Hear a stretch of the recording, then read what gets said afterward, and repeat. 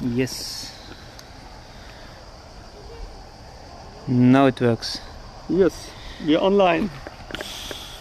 Hello. Hello. We are back again on the Silk Road and we have reached the Caspian Sea. Actually, it's not a sea, it's the biggest and largest lake in the entire world. But from our perspective, it really looks like a sea. It's like so huge and that vast that it really lasts until the horizon. And we are now at a very crucial spot along the Caspian Sea. Yesterday we made it into the Russian Republic of Dagestan. It's like the southernmost region of Russia, Republic of Russia. And we will tell you a little bit more about the border procedure and about the importance of a very important one. And yeah, it's, as you see down there is the Caspian Sea, and now we will make up all our way up there. Let's join us on the hike.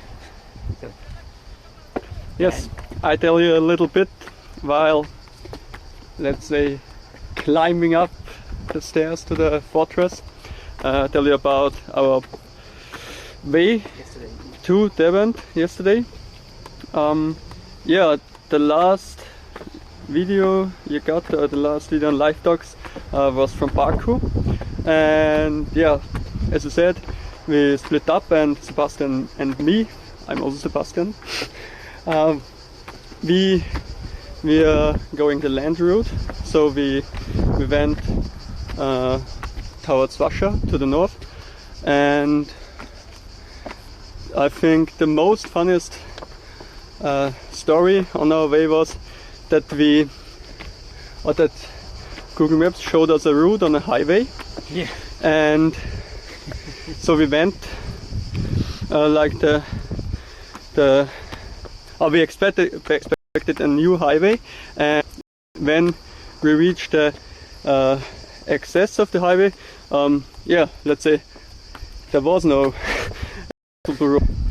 initiated corridor by Russia, so it's not India, yeah. And India, so it goes from Russia, then through Azerbaijan, and then through Iran, and then over then towards India. So it connects.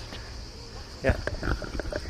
It connects Russia with India, and it's like an intersecting initiative in the Caucasus region. So as we already said a few times, in this region where we are at the moment, all these initiatives, or many of these initiatives, intersect there. And it's interesting, some ways the international north-south transport corridor of India, Russia and Iran, they are sometimes competing with the Chinese New Silk Road, the Belt and Road Initiative. And that's really interesting, and especially, as Sebastian just said yesterday, it was really cool when you just coincidentally bump into the transport corridor and see how it is going on, because as far as I saw it, I mean, it seems that the construction has already started years ago. yes, But then the construction was just stopped, quit, because there were almost no construction machineries. No machineries, no workers. Almost no, let's say. So yeah, we will see how this corridor will look like in the next years. But for a good transport connection, I think there have to be done many things on this street. So we will see. And the funny thing is, this motor superhighway, even if it's just like it's existing as gravel road, it is already, and it is not finished yet, it is already hardly used. It is already used very often by a lot of people, so they just go on as they wish on the gravel road and drive the motorway along. And it's really funny. There's also a police station, so it's like there is already some sort of traffic infrastructure. Yeah, because people who use it already. Who live next to this new motorway, they just use it even if it's not finished. So And they you- don't care. They just use one time a paved road, one time the gravel road, and one time They one just car was bypass. one car was just parking directly on the motorway because the I guess it was the owner of the house next to the motorway, so parked the car on the motorway and went into his home. So it's used already, but I think not in that manner which it should be, or which is planned to. how it's supposed to be. Yeah, and here we can see now very good why this area is so important. You just see that we are now here on a mountain. We went up here from the old city of Derbent, and here you can see the fortress of Derbent. It was a UNESCO World Heritage Site, and Derbent, there are several names what Derbent means, but it's also it derives from Persian word and means closed gate. So this city means closed gate. Why closed gate? Because as you can see over there, that's the Caspian Sea, and here we are already on the mountain. And and that's the east, that's the north, and that's the south.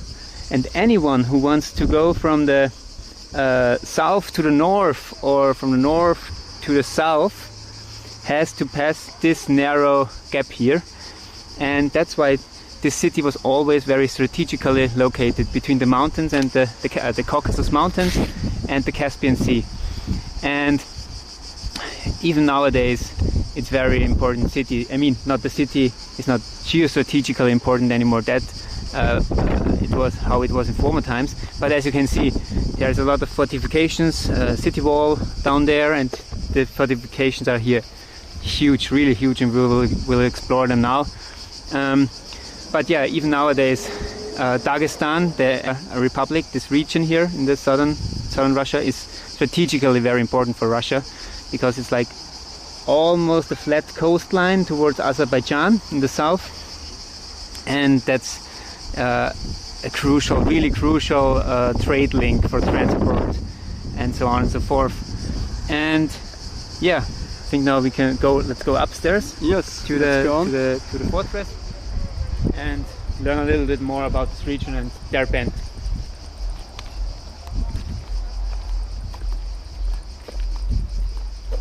While walking, I'll tell you something about the border procedure from Azerbaijan to Russia.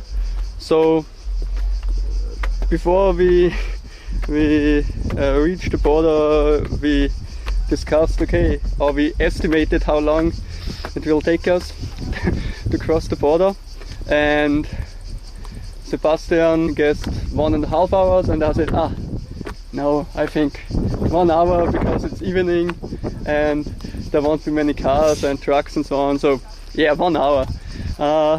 Yes, so the Azerbaijani side took us already 2.5 hours, and then the Russian side took us another 2.5 hours. So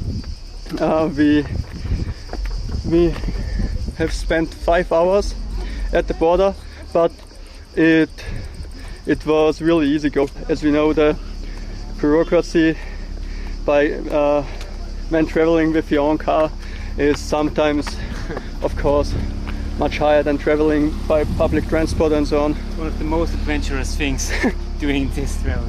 Because every time when we reach a border, we have to split up, because just the driver, or let's say the owner of the car, is allowed to pass the border by car, and a lot of people traveling with the car have to walk across the border. So the border procedure is, for me, always a really lonesome activity. And for me too. I mean, nobody's now for you too. Nobody's thinking about me.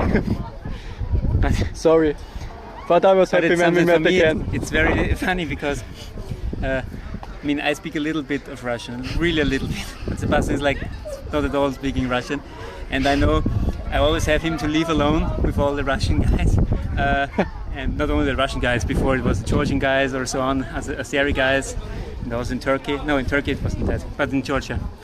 And I know he has to fill in all this bureaucracy stuff with absolutely no clue in Russian or reading Cyrillic languages, and nobody's speaking English. So, but that's why it's an adventure, especially for Sebastian.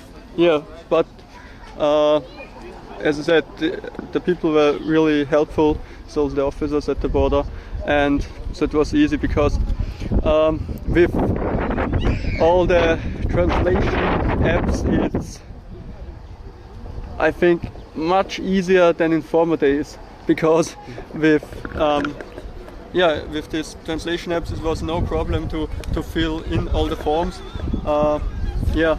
It was, I just had to fill in one form 5 times because every time there was another fault in there.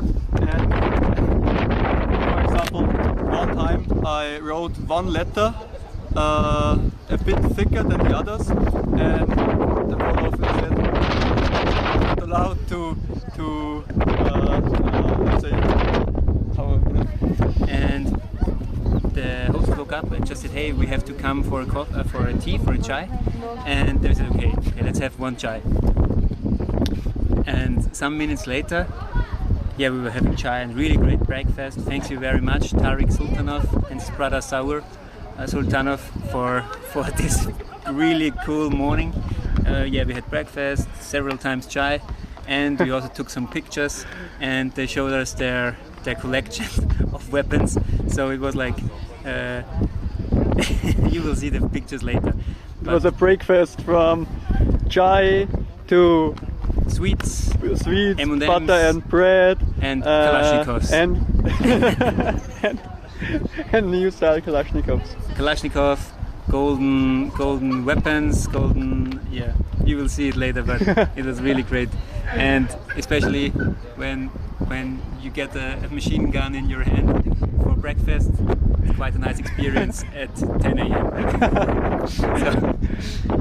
so but we will come to that later, and so keep posted with our updates. And now we will enter the fortress, I would say. Yes. Here you see Isle of Derwent. Yaluglu Djerbent.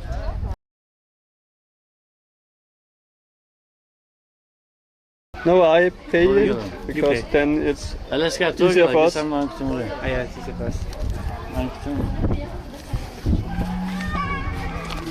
250.